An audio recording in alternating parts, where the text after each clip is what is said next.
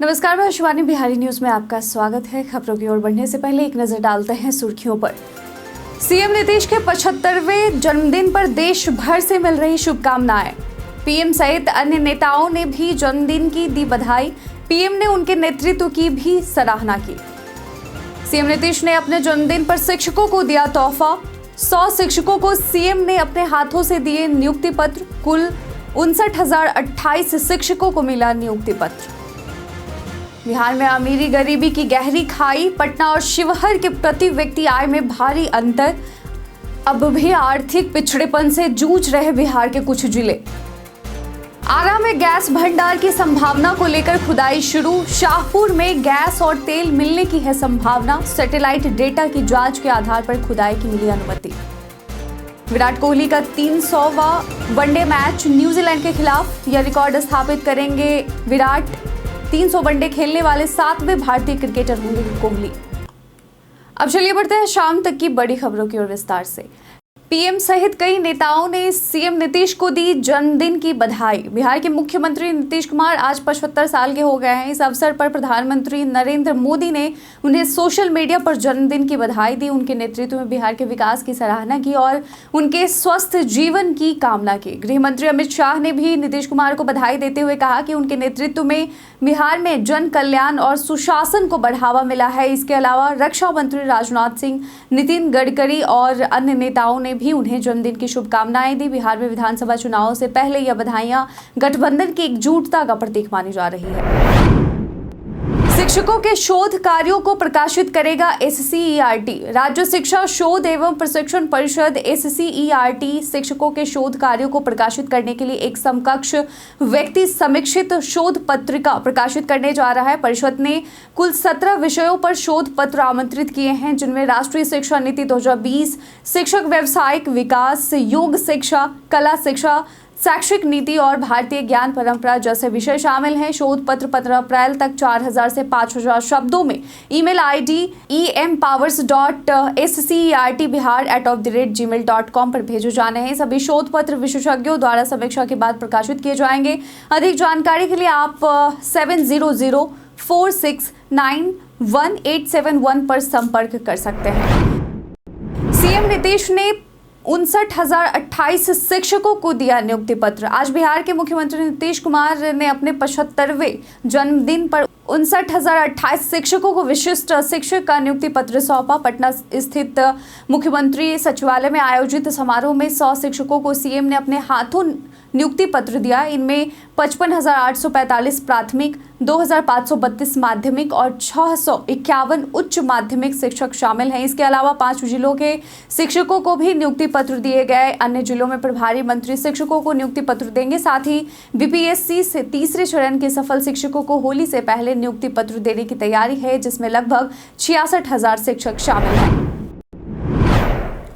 बिहार में बिजली खपत में 11 गुना की वृद्धि। बिहार में 2 दशक में बिजली खपत 11 गुना बढ़ गई है, जो 2005 में 700 मेगावाट से बढ़कर 8,005 मेगावाट तक पहुंच गई है। राज्य में बिजली उत्पादन भी 11,000 मेगावाट तक बढ़ा है, जो इस साल के अंत तक 12,058 मेगावाट तक पहुंच जाएगा। रिपोर्ट के अनुसार 2005 में बिहार में सिर्फ 17 लाख उपभोक्ता थे, जो अब 2 करोड़ 12 लाख हो गए हैं। पटना, गया, मुजफ्फरपुर और रोहतास जैसे जिलों में बिजली खपत अधिक है। सरकार ने 1112 मेगावाट अतिरिक्त बिजली की व्यवस्था की है और बक्सर में नए संयंत्र भी शुरू हो रहे हैं। बिहार में अमीरी गरीबी की गहरी खाई। जी हां, बिहार में आर्थिक विकास के बावजूद अमीरी गरीबी की बड़ी खाई है। आर्थिक सर्वेक्षण 2024-25 के अनुसार पटना राज्य का सबसे समृद्ध जिला, जहां प्रति व्यक्ति आय 1,21,396 है। इसके मुकाबले शिवहर राज्य का सबसे गरीब जिला है, जहां प्रति व्यक्ति आय केवल 19,561 है। बेगूसराय और मुंगेर जैसे जिले औद्योगिक गतिविधियों के कारण समृद्ध हुए हैं, जबकि शिवहर, अररिया और सीतामढ़ी जैसे जिले अब भी आर्थिक पिछड़ेपन से जूझ रहे हैं। पेट्रोल और डीजल खपत के आंकड़े भी इस असमानता को दर्शाते हैं। राज्य सरकार को इस खाई को कम करने के लिए औद्योगिक विकास और बुनियादी ढांचे में निवेश पर जोर देना होगा। गैस भंडार की संभावना को लेकर आरा में खुदाई शुरू। बिहार के आरा जिले के शाहपुर में गंगा नदी के किनारे खुदाई शुरू हो गई है, जहां प्राकृतिक गैस और तेल के बड़े भंडार मिलने की संभावना जताई जा रही है। सैटेलाइट डेटा और पिछले नमूनों की जांच के आधार पर भारत सरकार ने इस क्षेत्र में खुदाई शुरू की है। हैदराबाद की अल्फा जियो कंपनी ने 3 साल पहले यह खुदाई की थी, जिससे यह संकेत मिले थे कि इस इलाके में प्राकृतिक गैस और पेट्रोलियम उत्पाद मौजूद हो सकते हैं। अगर यहाँ संसाधन पाए जाते हैं तो शाहपुर क्षेत्र माइनिंग क्षेत्र के रूप में विकसित हो सकता है, जिससे इलाके का विकास होगा और रोजगार के अवसर बढ़ेंगे।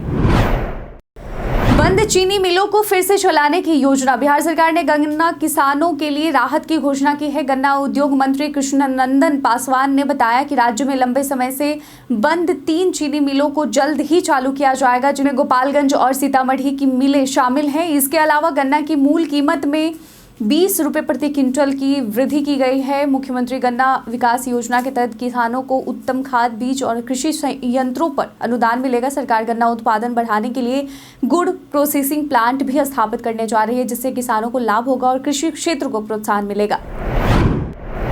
मोतिहारी पुलिस ने जब्त की 3500 लीटर शराब। मोतिहारी पुलिस ने पंजाब से आ रही 3500 लीटर से अधिक विदेशी शराब को जब्त किया है। जानकारी के अनुसार मेहसी थानाध्यक्ष रणधीर कुमार भट्ट को गुप्त सूचना मिली थी कि शराब सुरसाबाद स्थित पुराने कोल्ड स्टोर के पास आ रही है। पुलिस ने त्वरित कार्रवाई करते हुए कोल्ड स्टोर के पास घेराबंदी की, लेकिन तस्कर अंधेरे का फायदा उठाकर भाग गए। पुलिस ने शराब से भरा कंटेनर और पिकअप वाहन जब्त कर लिया। बरामद शराब की कीमत लाखों रुपए है। पुलिस ने तस्करों की पहचान कर ली है और उनकी गिरफ्तारी के लिए छापेमारी जारी है। बिहार रेरा ने 7 कंपनियों पर लगाया जुर्माना। बिहार रेरा ने प्रमोटरों के खिलाफ कार्रवाई करते हुए 7 कंपनियों पर जुर्माना लगाया है। इनमें first home Buildcon, Sakar construction, Heera Panna infra project, SK builders and colonisers, Winsome realtors, Amar construction और भवानी कंस्ट्रक्शन, जो 50 हजार रुपए का इन्हें जुर्माना भरने का आदेश दिया गया है। ये जुर्माना रेरा अधिनियम के तहत प्रमोटरों द्वारा अपने विज्ञापनों में रेरा वेबसाइट का पता और रेरा निबंधन संख्या न देने के कारण लगाया गया है। प्रमोटरों ने अपनी गलती स्वीकार की है और 60 दिनों के भीतर जुर्माना भरने का आदेश दिया गया है, अन्यथा कड़ी कार्रवाई की चेतावनी दी गई है। मिड डे मील घोटाले में 8 हेडमास्टरों पर बड़ी कार्रवाई। बिहार में मिड डे मील योजना में वित्तीय अनियमितताओं के चलते शिक्षा विभाग ने 8 प्रधानाध्यापकों पर कड़ी कार्रवाई की है। जांच में इन प्रधानाध्यापकों से 9.69 लाख रुपए की वसूली का आदेश दिया गया है। राशि जमा नहीं करने पर उनके वेतन से कटौती करने के निर्देश दिए गए हैं। समस्तीपुर जिले में 70 लाख रुपए की अनियमितता सामने आई है, जबकि राज्य भर में 10 करोड़ रुपए की अवैध निकासी का आरोप है। प्रमुख आरोपियों में सुनीता कुमारी, परमेश्वर महतो और दिलीप कुमार राय जैसे प्रधानाध्यापक शामिल हैं। विभाग ने सख्ती से वसूली के आदेश दिए हैं और राहत नहीं मिलने पर वेतन से 20% कटौती की चेतावनी दी है। किसानों को बढ़े गन्ना मूल्य का भुगतान हुआ शुरू। राज्य सरकार ने गन्ना मूल्य में 10 रुपए की वृद्धि की घोषणा की थी, जिसका भुगतान किसानों के खाते में शुरू हो गया है। गुरुवार से संबंधित जिलों में ईख पदाधिकारी द्वारा यह प्रक्रिया शुरू की गई है। मुख्यमंत्री नीतीश कुमार ने प्रगति यात्रा के दौरान इस वृद्धि का ऐलान किया था, जिससे किसानों को 70 करोड़ रुपए का भुगतान होगा। राज्य सरकार पहले भी 10 रुपए की वृद्धि कर चुकी है, जिससे इस वर्ष किसानों को पिछले साल से 20 रुपए अधिक मिल रहे हैं। अब तक 5 करोड़ 36 लाख रुपए से अधिक भेजे जा चुके हैं। IGIMS को PGI चंडीगढ़ जैसा बनाएंगे स्वास्थ्य मंत्री। स्वास्थ्य मंत्री मंगल पांडे ने घोषणा की है कि पटना का IGIMS SGPGI लखनऊ और PGI चंडीगढ़ के तर्ज पर विकसित किया जाएगा। उन्होंने बताया कि IGIMS में पूर्वी भारत का सबसे बड़ा आंख अस्पताल और 500 बेड का नया अस्पताल खोला गया है, जबकि 1200 बेड का अस्पताल निर्माणाधीन है। मंत्री ने यह भी कहा कि राज्य सरकार यह सुनिश्चित करने के लिए काम कर रही है कि किसी भी नागरिक को इलाज के लिए बाहर न जाना पड़े। वहीं IGIMS के 42वें स्थापना दिवस समारोह के समापन पर खेल प्रतियोगिता, स्वास्थ्य प्रदर्शनी और सांस्कृतिक कार्यक्रम का भी आयोजन किया गया, जिसमें सभी छात्र छात्राओं ने हिस्सा लिया। जाम खत्म करने का सीएम नीतीश ने खुद तैयार किया मास्टर प्लान। पटना में जाम की समस्या को खत्म करने के लिए मुख्यमंत्री नीतीश कुमार ने मास्टर प्लान तैयार किया है। इसमें सड़कों का चौड़ीकरण, नए पुल और फ्लाईओवर निर्माण, वैकल्पिक मार्गों का विकास और भूमिगत बिजली व जल निकासी व्यवस्था शामिल है। दानापुर नेहरू पथ से गोला रोड तक सड़क चौड़ी की जाएगी और JP गंगा पथ का विस्तार किया जाएगा। इसके अलावा पटना गया रोड को नया मार्ग जोड़ा जाएगा, जिससे यातायात सुगम होगा। नए पुल, फ्लाईओवर और भूमिगत व्यवस्था से जल जमाव की समस्या भी हल होगी और इन योजनाओं से पटना में यातायात में सुधार होगा और लोगों को राहत मिलेगी। तेजस्वी यादव का सीएम नीतीश के जन्मदिन पर भी तीखा तंज। जी हां, बिहार के मुख्यमंत्री नीतीश कुमार के जन्मदिन के मौके पर तेजस्वी यादव ने उन्हें तीखा तंज कसा। तेजस्वी ने बिहार सरकार के परिवहन विभाग द्वारा 15 साल से पुरानी गाड़ियों पर प्रतिबंध के फैसले का हवाला देते हुए कहा कि अगर 15 साल पुरानी गाड़ियां प्रदूषण फैलाती हैं तो 20 साल पुरानी पलटा पलटी वाली खटारा सरकार क्यों चलेगी। उन्होंने आरोप लगाया कि नीतीश सरकार ने 20 साल में बिहार में गरीबी, बेरोजगारी, भ्रष्टाचार और अपराध को बढ़ाया है। तेजस्वी यादव ने इसे अविश्वसनीय और बीमार सरकार बताते हुए कहा कि बिहार के युवाओं को अब एक नई सरकार की आवश्यकता है जो विकास, नौकरी और रोजगार पर फोकस करे। विराट कोहली का 300वां वनडे मैच। विराट कोहली, जिनका नाम अब विश्व के सर्वश्रेष्ठ क्रिकेटरों में शुमार है, न्यूजीलैंड के खिलाफ अपना 300वां वनडे मैच खेलने के लिए तैयार हैं। 299 वनडे मैचों में 58.20 के औसत से उन्होंने 14,085 रन बनाने वाले कोहली ने 51 शतक और 73 अर्धशतक लगाए हैं। वह 300 वनडे खेलने वाले 7वें भारतीय क्रिकेटर होंगे, जिनमें सचिन तेंदुलकर, MS धोनी और राहुल द्रविड़ जैसे दिग्गज शामिल हैं। लक्ष्य का पीछा करते हुए कोहली का रिकॉर्ड शानदार है। उन्होंने 64.3 के औसत से 7,979 रन बनाए हैं और 28 शतक भी लक्ष्य के दौरान ही बनाए हैं।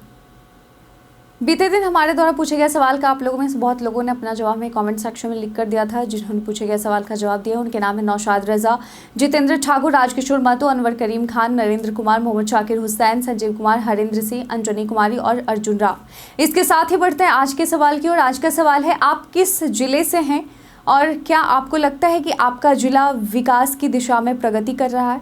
अपना जवाब में कमेंट सेक्शन में लिखकर जरूर बताइएगा। आज के बुलेटिन में बस इतना ही। बिहार के तमाम खबरों के साथ बने रहने के लिए देखते रहें बिहारी न्यूज़, और साथ ही अगर आप यूट्यूब चैनल पर देख रहे हैं तो चैनल को सब्सक्राइब कर लें, और अगर आप फेसबुक पेज पर देख रहे हैं तो पेज को लाइक और फॉलो करना ना भूलें। धन्यवाद।